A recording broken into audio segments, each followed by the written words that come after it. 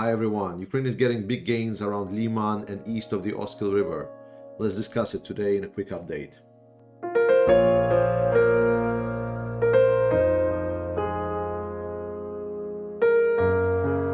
Alright, let's start by just fixing some of the mistakes that I did last time. Well, not really mistakes, I just was not sure about this. So I said that Kupiansk was the only bridgehead in the area, but over the last reports there was suggestions that villages in this area here have been shelled by the Russians, which suggest that they are controlled by Ukrainians. So I'm ready to confirm that there is indeed a bridgehead around Varichna here. What was more clearly is that it does seem that there is no bridgehead around Borova, so that means there's nothing there. But then again, maybe they will not need it. In the past day, and if you haven't followed on the community tab, I suggest you do because we post quick updates there all the time. And a lot of my followers yesterday was very pleasantly surprised when I started reporting that there is some activity in the area and Ukraine is pushing northeast on this direction.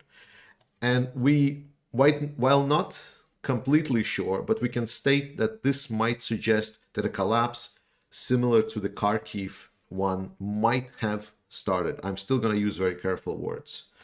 Because yesterday we got reports that Ukrainians have taken Pisky Radkivsky. There has not been full proofs. I've seen videos, but they were not geolocated.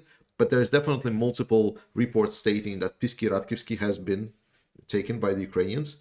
There has been videos saying around Malivka where they have captured some of the prisoners. And we also noted that there was a lot of fighting reported in this area here and also here.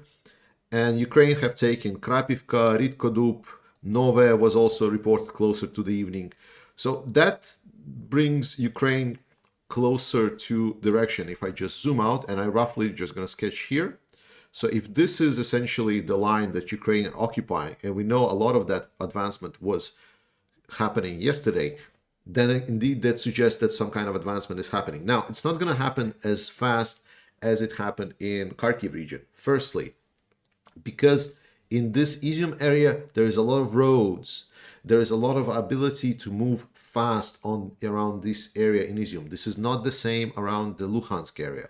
In the Luhansk area here, there is a lot more sparse settlements and there is less fast highways available. Additionally, right now it's the rain period in Ukraine, so moving through the fields is not really an option.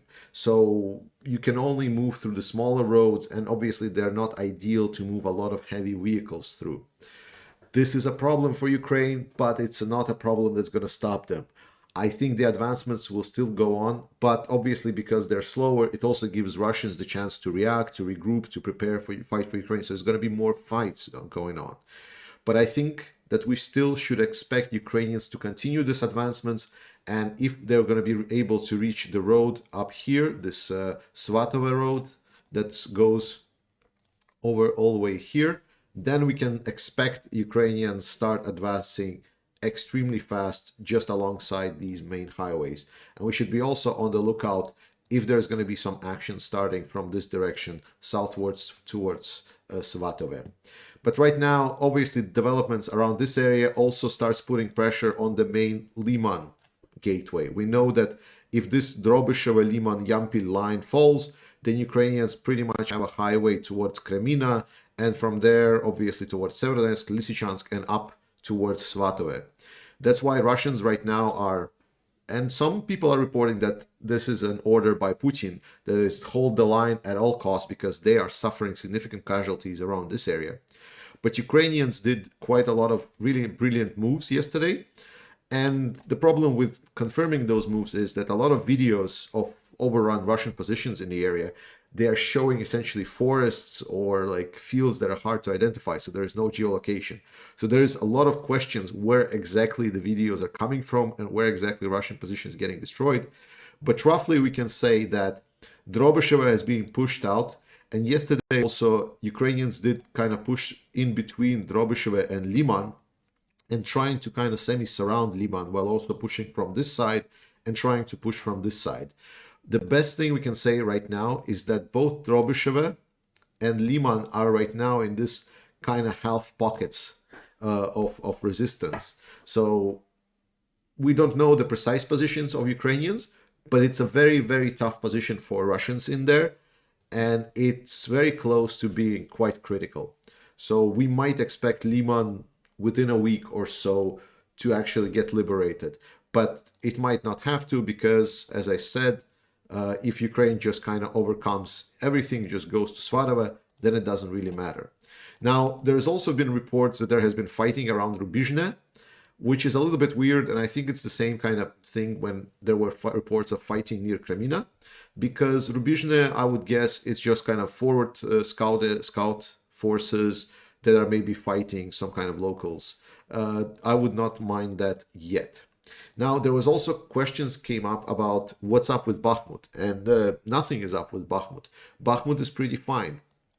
So we know that Ukrainians have moved their troops beyond the Bakhmut river, Bakhmutka, and they are essentially still having some forces on the east side. Just yesterday, Zaitsevo was reported that to reflect attacks. Bakhmutske was reported to reflect attacks from the Russians.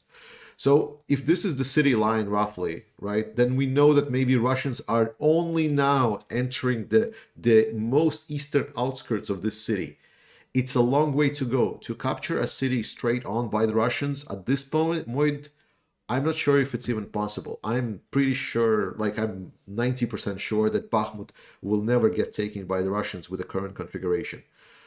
Well, then one might ask, but what about Lysychansk? Lysychansk was a strong point, yet it was taken very quickly. Yes, it got surrounded. However, the surrounding alleyways are essentially through Bakhmutske and Zaitsevo. And because the attacks on those two got repelled, we can clearly say that there is still no encirclement even closely being done around Bakhmut.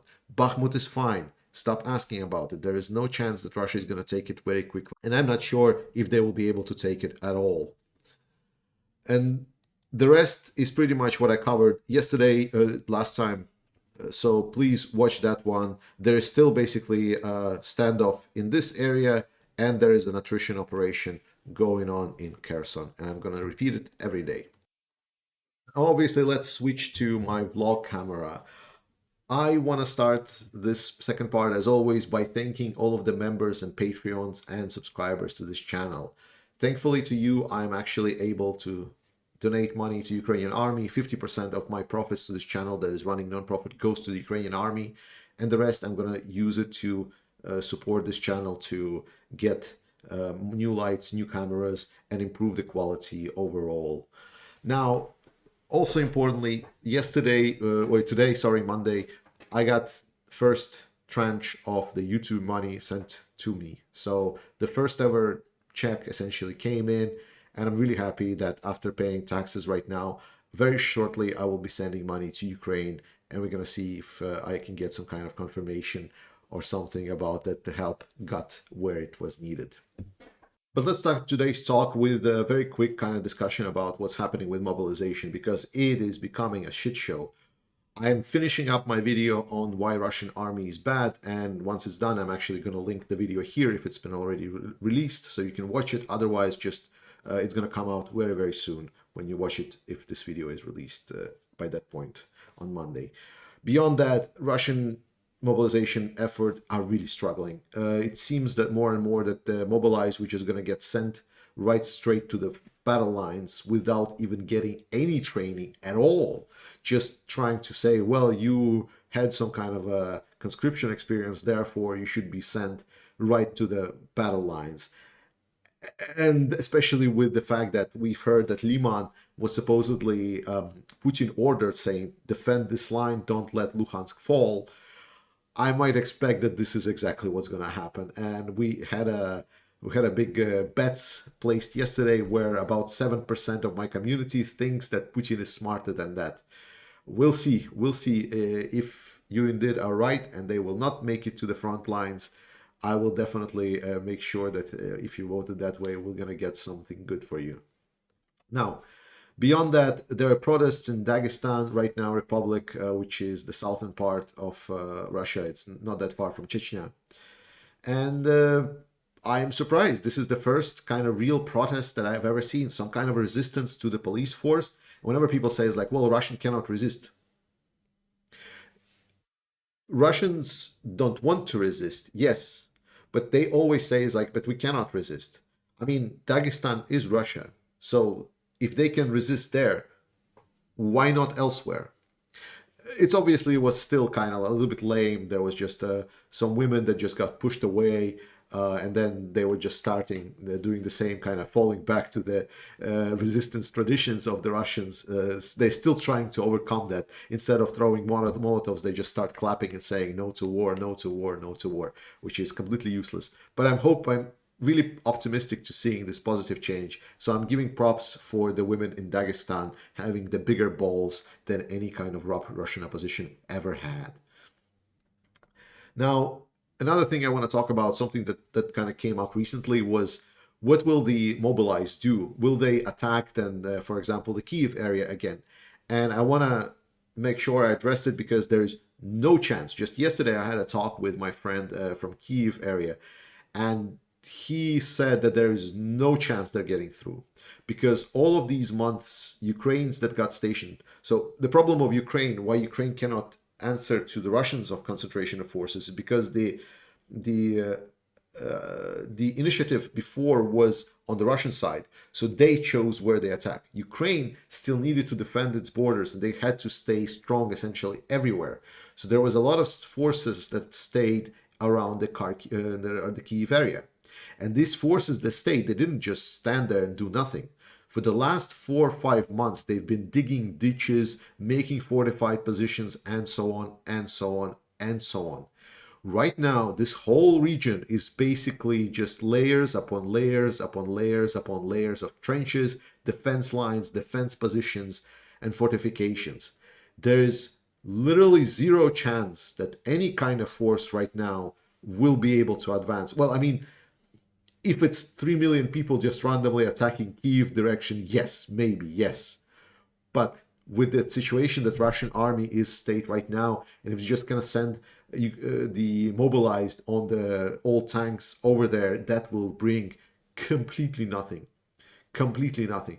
Russia does not have assaulting force. Russia does not have a lot of really good force. They are only hoping to maybe conscript enough forces to overwhelm Ukraine. But important to answer that, some of the people are saying, well, 25 million is what Russia can draft. Get your head out of your ass. There is no 25 million people Russia can conscript, because the 25 million that Russia can conscript is a number that is on paper. It's the same number on paper as the Russian army is number 2 military in the world, and it can rival the whole of NATO. It's the same kind of a thought. Russia is having troubles conscripting current, like essentially first wave of the general mobilization. And it's going to become partial mobilization later on once the people get to Ukraine. But all in all, there is very little that Russia can conscript very quickly. Over a longer period of time, they will need adjust the system. They will start getting more and more people. But we need to understand that these are not battle-capable troops. They are not fully functioning. So whatever Russia does, it's not going to change the results of this war. The war is lost for Russia. That is, period. Right now, it's just clinging for life by paying in number of lives of its people. And we already see by Dagestan that hopefully their example in Dagestan is just going to become bigger and it will eventually explode Russia. Hope, but we should not expect it. So, and talking about Ukraine, Ukraine is actually can continue mobilizing as well. Ukraine can still conscript about 4 to 5 million people. Maybe the last one's obviously not going to be easy, but at this stage, there is still plenty even of voluntary conscripts to significantly increase forces of Ukraine. And everything is going to depend on, essentially right now, on the US. The Lend-Lease Act is coming into force from the 1st of October, generally speaking, because it was scheduled for the 2022 fiscal year, which starts in October. And we'll see if Joe Biden will decide to act on it, because Lend-Lease essentially removes red tape, and it goes roughly saying if a president of the United States says that we need to deliver something, then we deliver it. We'll see if it's going to be used. I am hopeful, but I'm a little bit pessimistic that the support will increase, just because, as we can hear, despite Russia escalating extremely heavily and declaring full mobilization, some leaders within Europe are still claiming that this is not enough escalation, and escalation it will only happen if the additional armor vehicles or more advanced battle capabilities will get supplied to Ukraine. I think this is complete nonsense, and I cannot stop shaming leaders that don't give a full 100% support to Ukraine so Ukraine can win. And there is nothing that's going to change my mind. Ukraine needs support with everything that everyone has. And essentially right now on the West, it's finger pointing. It's like, oh, this guy didn't do it first, so I will not do it. I cannot agree to that.